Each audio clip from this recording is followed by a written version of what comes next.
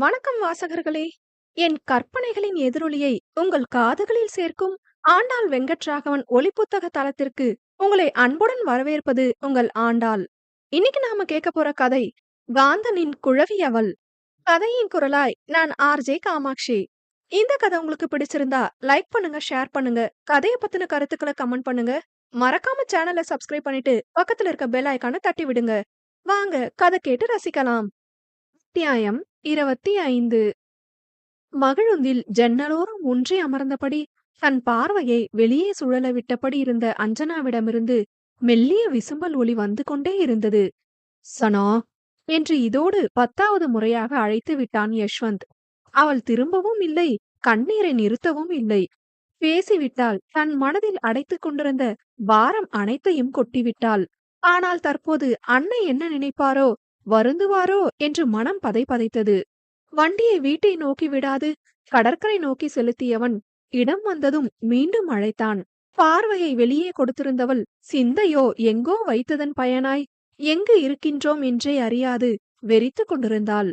சனா என்று அவளை உலுக்கியவன் அவள் திடுக்கிட்டு திரும்பியதும் இடவலமாய் தலையசைத்து கண்கள் மூடி திறந்து அவளை சமன் செய்தான். இருவரும் வெளியே வர அந்த மணல் பரப்பில் தன் பஞ்சு கால்கள் புதைய மெல்ல நடந்து வந்தாள் அவளவன் கரம் கோர்த்து கொண்டு. நான் தப்பா பேசிட்டேன் அம்மாமா. ஆ அம்மா அழுவாங்கல்ல என்று தன் கேவல் ஒலியை தொண்டைக்குள் அடக்கியவளாய் அவள் பேச, அவள் தோள் சுற்றி கரம் போட்டவன், கண்டிப்பா அழுவாங்க சனா, ஆனா நீ பேசுனதுல தப்பில்ல என்றான். தலையை மெல்ல அவன் மார்போடு சாய்த்து கொண்டவள், என்னால முடியல மாமா. அவங்கள பார்த்தா நான் இப்படி இருக்க அவங்க என்று கண்ணீரோடு பேச முடியாமல் தலையை தாழ்த்தினாள். அவளை அங்குள்ள ஒரு இருக்கையில் அமர்த்தி தானும் அமர்ந்தவன், சனா என்று அழைக்க, என்னால முடியல மாமா என்று அவன் மார்பில் முகம் புதைத்தாள். அவள் தலையை பரிவாய் வருடி கொடுத்தவன் அவளது கண்ணீரை தடுக்கவும் முடியாமல் வேடிக்கை பார்க்கவும் முடியாமல் தவித்தான். ஒரு பக்கம் அம்மாவை அப்படி நினைக்கிறேனேன்னு வருத்தம், இன்னொரு பக்கம் அவங்கதான் காரணம்னு கோபம். பேசாம தான் இருந்த மாமா, என்னன்னே தெரியல. அம்மாவை பார்க்க பேச வித்தியாசமா, அது பயமா இல்ல கோபமான்னு தெரியல. ஆனா இன்னைக்கு என்று குனிந்த தலை நிமிராது பேசிக் கொண்டிருந்தவள் சட்டென நிமிர்ந்து அவன் கண்களை ஏறிட்டு, அன்னைக்கு அவங்க யாரோ சொன்னது போலதானே என் அம்மாவும் சொல்றாங்க. நான் உங்களுக்கு தொல்லையா மாமா? ஏன் எல்லாரும் இப்படியே சொல்றாங்க? நிஜமாவே நான் தொல்லதனா என்று கேட்டவளின் கண்களில் இருந்த வலி அவனை ஊசியாய் தாக்கியது. அவளை எப்படி பக்குவப்படுத்தி தங்கள் வாழ்வது என்றுதான் திருமணமான முதல் அவன் நினைத்து கொண்டிருப்பது. இப்படி இருக்கின்றாளே என வருத்தம், கோபம், ஆற்றாமை என பல உணர்வுகளை சந்தித்திருக்கிறான். ஆனால் ஒரு நாளும் இவளையே திருமணம் செய்தோம் என்றோ, நமக்கு தொல்லை தருகின்றாளே என்றோ அவன் நினைத்ததே இல்லையே. அவளது வலி அவன் மனதில் அவளுக்கான காதலை பூதாகரமாக காட்சிப்படுத்திய நொடிதான் தன் காதலை அபரிமிதமாக உணர்ந்தான் யஷ்வந்த் கிருஷ்ணா, அவளின் யசு மாமா. அவள் முகத்தை தன் கரங்களில் ஏந்தியவன், உன்னை நான் தொல்லையா நினைச்சிருப்பேன்னு உனக்கு தோணுதா சனா? வாய் விட்டு சொல்லிருக்க வேணாம். என் செயல்லையாவது என்னைக்காவது அப்படி நான் காட்டிருக்கனா என்று கேட்ட மறுநொடி, அப்படி தெரியலதான் மாமா. இவங்க சொல்றது ரொம்ப வலிக்குது. எனக்கு உங்களை ரொம்ப பிடிக்கும் மாமா. இவங்க எல்லாரும் தொல்லைன்னு சொல்றாங்க. ஆனா நீங்க அப்படி சொன்னதே இல்லையே. அப்புறம் ஏன் இப்படி சொல்றாங்க? இத நான் ஏத்துக்கணுமா கூடாதான்னு குழப்பமா இருக்கு மாமா என்றவளிடம், யோசனையே வேணாம் சனா. நான் சொன்னனா, நான் உன்னை தொல்லைன்னு சொல்லியிருந்தாதான் நீ குழம்பணும். அப்ப கூட நீ தெளிவா இருந்தா நீ குழம்பவே வேணாம் சனா. உன்னை பத்தி அடுத்தவங்களை ஏன் ஜட்ஜ் பண்ண விடுற நீ? உன்னை பத்தி நீ மட்டும்தான் ஜட்ஜ் பண்ணணும். 1000 பேர் 1000 சொல்வாங்கடா. நீ எப்படி, உன்னோட நிலை என்னன்னு உனக்கு மட்டும்தான் தெரியும். யார் என்ன சொன்னா உனக்கு என்ன கவலை? உன்னை பத்தி உனக்கு தெரியும் தானே என்று அவன் வினவ, என்ன பத்தி தெரிஞ்சுக்கிட்டதாலதான் மாமா அவங்க சொல்றது உண்மையோன்னு தோணுது என்றவளிடம், அப்படி இல்ல சனா. அது வேற இது வேற. உன் அறியாமையும் நம்ம உறவும் வேற. நமக்கு இடையான உறவு உன் பிடித்தத்திற்கும் அப்பாற்பட்ட ஒண்ணு. அது என்னன்னு புரிஞ்சுக்கோ. அது புரிஞ்சா அந்த அபரிமிதமான உணர்வை தாண்டி இப்படி எந்த குப்பைகளும் உனக்கு தெரியாது என்று அவன் கூற, அவள் கண்கள் இங்கும் அங்கும் அலைபாய்ந்தன. சற்றே அமைதியடைந்தவள் நெஞ்சு கூடு மூச்சிற்கு கெஞ்சி ஏறி இறங்க, நெஞ்சில் மெல்லிய வலியை உணர்ந்தவள் சற்றே பதட்டத்துடன் விழி விரித்தாள். சனா என்று அவன் கேள்வியாய் நோக்க, ஷ் என வாயில் விரல் வைத்தவள் மனதில் மருத்துவரின் பேச்சுக்கள் மட்டுமே ஓடின. வலிக்கிற போல இருந்தா நல்லா டீப் பிரீத் எடுத்துக்கோடா. மைண்ட ரிலாக்ஸ் பண்ணு. ஒரு சின்ன வாக் போ. ரெஃப்ரெஷ் ஆக ட்ரை பண்ணு. ரொம்ப பெயினா இருந்தா டேப்லெட் எடு. என்று மருத்துவர் கூறியதை நினைவு கூர்ந்தவள் மூச்சை நன்கு இழுத்துவிட்டு எழுந்தாள். அவளை புரியாமல் பார்த்தவன், என்னடி என்க பதிலேதுமின்றி மெல்ல முன்னே நடந்து சென்றாள். ஏ சனா என்றபடி எழுந்தவன் அவளிடம் வர, மாமா ரிலாக்ஸ் ரிலாக்ஸ் என்று அவனுக்கு கூறுவதாய் தனக்கே கூறிக்கொண்டாள். என்னாச்சு இவளுக்கு என்பதைப் போல் அவன் பார்க்க, மெல்ல கரம் வைத்து தன் நெஞ்சை அழுத்திக் கொண்டவள் மூச்சை மீண்டும் இழுத்துவிட்டு சுற்றி முற்றி தன் பார்வையை சுழற்றினாள். அந்த மாலை நேரம் செவ்வானம் முத்தமிடும் கடலின் எழிலை ரசிக்க முயற்சித்தாள். சனா வலிக்குதாடி என்று அவள் செய்கையில் புரிந்தவனாய் அவன் கேட்க, லைட்டா மாமா என்றவள் தன் மனதை திசை திருப்ப முயற்சித்து கடலை நெருங்கினாள். கண்ணவன் கரம் கோர்த்து கொண்டு கடல் அலைகளில் கால் நனைத்து தன்னை சமன் செய்ய அவள் எடுத்த முயற்சி மெல்ல மெல்ல கை கொடுத்தது. அவளை வியப்பும் மகிழ்ச்சியுமாய் பார்த்த யஷ்வந்தின் மனமெங்கும் ஒரு நிம்மதி பெருமூச்சுதான்.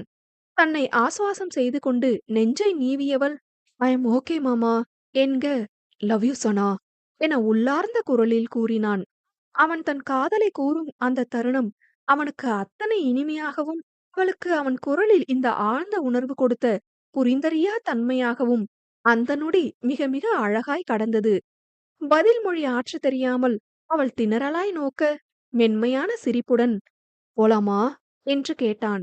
திக்கி திணறி தலையசைத்தவள் அவனுடன் மீண்டும் மகிழுந்தில் அமர, சில நிமிடங்களில் இருவரும் வீட்டை அடைந்தனர். வண்டியை விட்டு இறங்கியவள் யோசனையுடன் மேலே சென்றுவிட, மேலே வந்தவனிடம், மாமா நான் கவுன்சிலிங் அட்டன் பண்ண விரும்புறேன் என்றாள். அவளை புரியாமல் பார்த்தவன், என்ன கவுன்சிலிங் சனா என்று கேட்க, டாக்டர் கிட்ட எனக்கு சைக்காலஜிக்கல் கவுன்சிலிங் அட்டன் பண்ணணும் என்றாள். அவன் எதிர்பார்த்த ஒன்றுதான். அவளது யோசனையான முகமே அவள் இதை கேட்பாள் என்று அவனுக்கு உணர்த்தியது. அதனால் அதிர்வேதுமின்றி, கவுன்சிலிங் அட்டன் பண்ண மென்டலி நீ ஓகேவான்னு யோசிச்சுக்கோ சனா. நிறைய விஷயம் புரிய வரும், தெரிய வரும். இழந்துட்டோமேன்னு ஏக்கமும், இப்படி இருந்திருக்கோமேன்னு கோவமும் ஆற்றாமையும் நிறைய உருவாகும். இப்ப இருக்கிற கண்டிஷன்ல உன்னால அத ஓவர் கம் பண்ண முடியும்னு நீ நம்பிக்கையா இருந்தா நான் டாக்டர் கிட்ட பேசுறேன் என்றவனை அமைதியாய் பார்த்தவள், யோசிச்சு சொல்றேன் என்று நகர்ந்திட, அடுத்த நாள் காலை நிச்சயம் தனக்கு ஆலோசனை தேவை என்ற கருத்தை அவனிடம் தெரிவித்தாள். சன்னமான புன்னகையுடன் அவள் தலை கோதியவன், டாக்டர் கிட்ட பேசிட்டு சொல்றேன் என்றிட, தேங்க்யூ மாமா என்று அவனை அணைத்துக் கொண்டாள். அன்றும் அவளை கல்லூரியில் விட்ட யஷ்வந்த் வேலைக்கு புறப்பட மாத்ரிகாவின் மகிழுந்து வந்து நின்றது. உள்ளிருந்து இறங்கிய அர்ஜுனிடம், பாய் மாமா என்று ஆத்ரிகாவின் மகள் கூற, பாய்டா என்றான்.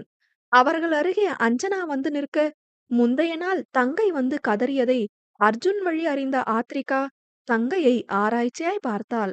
முகத்தில் இருந்த தெளிவும் புன்னகையும் அவள் கண்டு கொண்ட முதிர்வை அக்கா அவளுக்கு எடுத்துக்காட்ட, ஹாய் அக்கா, ஹாய்டா பாப்பா என்று அஞ்சனா கூறினாள்.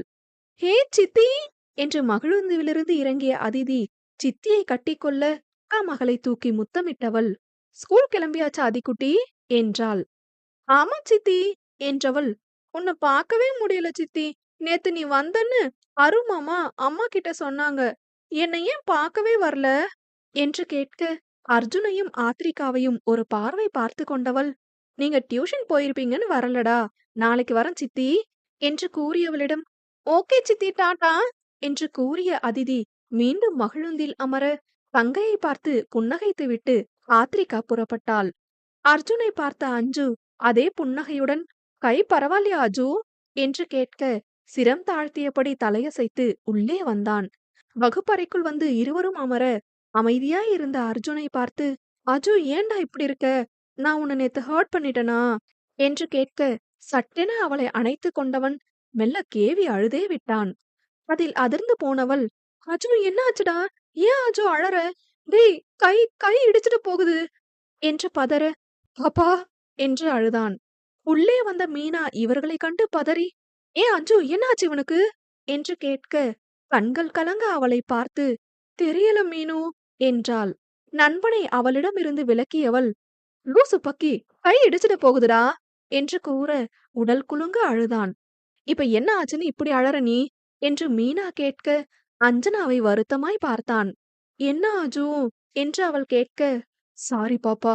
உன் மனசுல இவ்ளோ கஷ்டம் இருக்கும்னு எனக்கு கூட தெரியல.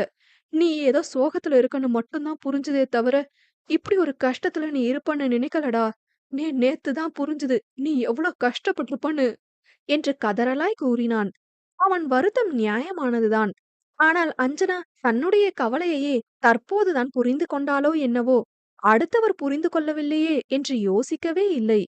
அதுவும் தனது பிழைகள் புரிந்து கொண்டபோது கூட, "இதுக்கு தான் அஜு அப்பவே சொன்னா. நான் தான் கேட்கல." என்றுதான் தோன்றியது பெண்ணவளுக்கு. மீனா அமைதியாய் அஞ்சனாவின் யோசனை முகம் காண, கண்கள் மூடி திறந்து பெருமூச்சு விட்ட அஞ்சனா, தெளிவான பார்வையுடன், "அஜு" என்று அழைத்தவளை கண்ணீரோடு நோக்க, "எனக்கெல்லாம் சொல்லிக் குடுத்த நீயே இப்படி சம்மந்தம் இல்லாம கவலைப்படுறியேடா! உனக்கு நான் அழறது வருத்தம்னு புரியுது. ஆனா நீ சொல்ற போல நீ புரிஞ்சுக்கலன்னு எனக்கு வருத்தமே இல்ல. இன்னும் சொல்லப்போனா, நீ புரிஞ்சுக்கணும்னு நான் எதிர்பார்க்கவே இல்லடா! எனக்கே இதெல்லாம் இப்ப தான் புரியுது. அப்படி இருக்க, நீ அத புரிஞ்சுக்கணும்னு நான் எப்படிடா யோசிப்பேன்?" என்றவளின் முதிர்ச்சியான பேச்சில் ஆச்சரியமாய் நோக்கிய அர்ஜுனைக் கண்டு அவனை நெருங்கி அமர்ந்தவள், "அஜு, எப்பவும் நீ தான் கரெக்ட் அஜு. அப்பவே நீ எனக்கு உன்னால முடிஞ்ச அளவு சொல்லிக் கொடுத்து பக்குவப்படுத்த முயற்சி பண்ணியிருக்கடா. யோசிச்சு பாரு, அஜுன்னு ஒரு கேரக்டர் என் வாழ்க்கையில இல்லன்னா, நான் ஸ்கூல் கூட போயிருக்க மாட்டேன்டா. ஸ்கூலே போகாத போது, காலேஜ் எல்லாம் இப்ப இருக்கிறதுல பாதி என்ன, கால்வாசி கூட எனக்கு பக்குவம் இருக்காது அஜு. நீ எனக்கு எல்லாம் சொல்லுவ. ஆனா ஆனா நான் பைத்தியக்காரத்தனமா அம்மா பேச்ச தான் கேட்டுருக்கேன்டா." என தொண்டை அடைக்க பேசினாள். மீனா மெல்ல அவள் முதுகை வருடிக் கொடுக்க, தோழியை பார்த்து புன்னகைத்தவள், "மீனு இல்லனா நிறைய விஷயம் தெரிஞ்சிருக்க மாட்டேன். நீங்க 2 பேரும் தான் நான் ஓரளவாவது உருப்படியா வளர காரணமானவங்கடா. ப்ளீஸ் நீங்களும் நான் அழறதையே நினைச்சு வருத்தப்படாதீங்க." என்று கூறியவளை இருவருமாய் அணைத்துக் கொள்ள, தன் தோள் வளைவில் அவர்களை கழுத்தோடு இறுக்கிக் கொண்டவள், "சாரி, தேங்க்ஸ் எல்லாத்துக்குமே" என்றாள்.